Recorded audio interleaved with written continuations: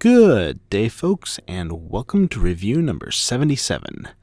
Continuing the post-Charticon theme here, we're going to be taking a look at one of the Charticon 2013 exclusives.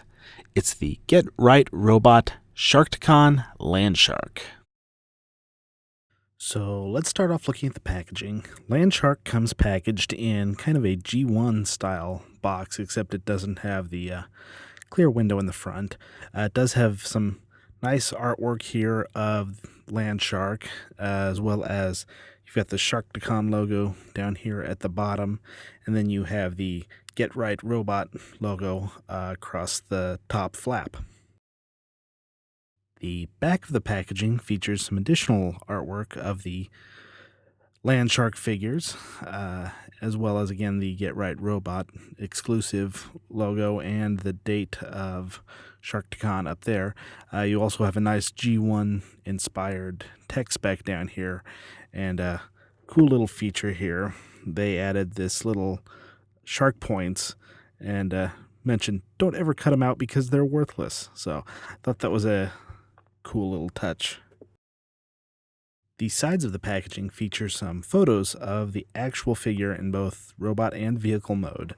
And then across the top of the box, you also get this other G1 throwback here showing the transformation in a couple different stages from vehicle to robot mode. So here we have Landshark himself. And initial looks at this guy, he looks awesome. They did a great job with the paint on this. It's just a fantastic looking figure. Now I'm going to go ahead and start off, though, by saying that I am not going to be working with this guy a whole lot. You're not going to see a transformation of this figure. I may transform him, and I'll do some shots of him in vehicle mode, show what that looks like. But this is pretty much a custom painted figure. And for those of you out there that may not be familiar with custom figures, they do end up being a little bit delicate, especially with the paint job. Because when you end up having to paint inside these joints here or areas in here where things need to tab together, as soon as you start working those parts quite a bit, the paint starts rubbing off. So I'm not going to be doing a whole lot of work with that. I'm not going to be focusing a lot on the mold. I'm going to be focusing more on the look of the figure. And he looks great. One of the first reactions I had, though, when I opened this box, for those of you that are familiar with customizing, you know that paint smell.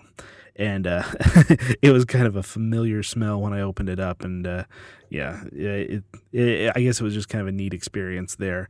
But yeah, this is they did a good job. I'm not sure exactly how work was split between Get Right Robot and Incline, because I know Incline was involved with this figure, but they really did a good job.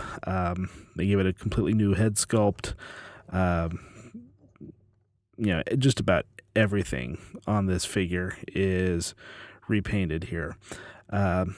So we'll start hitting some of the details on here and show you just some of the good work that's been done with this figure.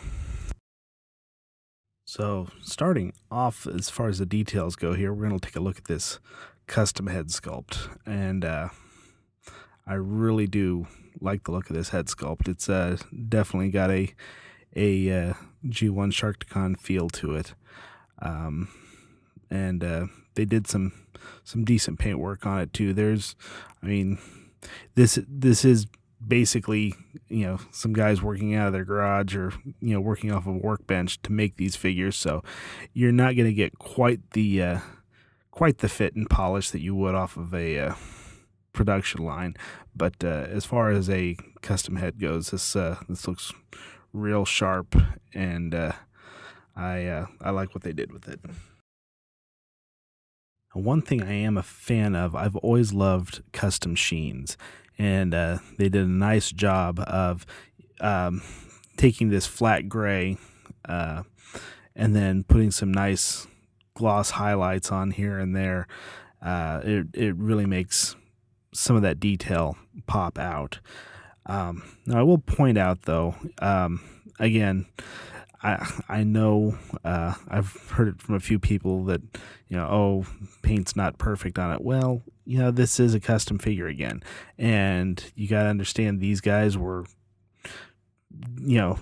doing all of this work by hand, but for what they did, I really like it. There are a few blemishes on here. I've got a few areas where you got a little bit of overspray on an arm here. You've got a little bit of underspray on the top here. So there's a little bit of paint blemishes here and there. But also keep in mind that this figure is pretty much entirely painted now.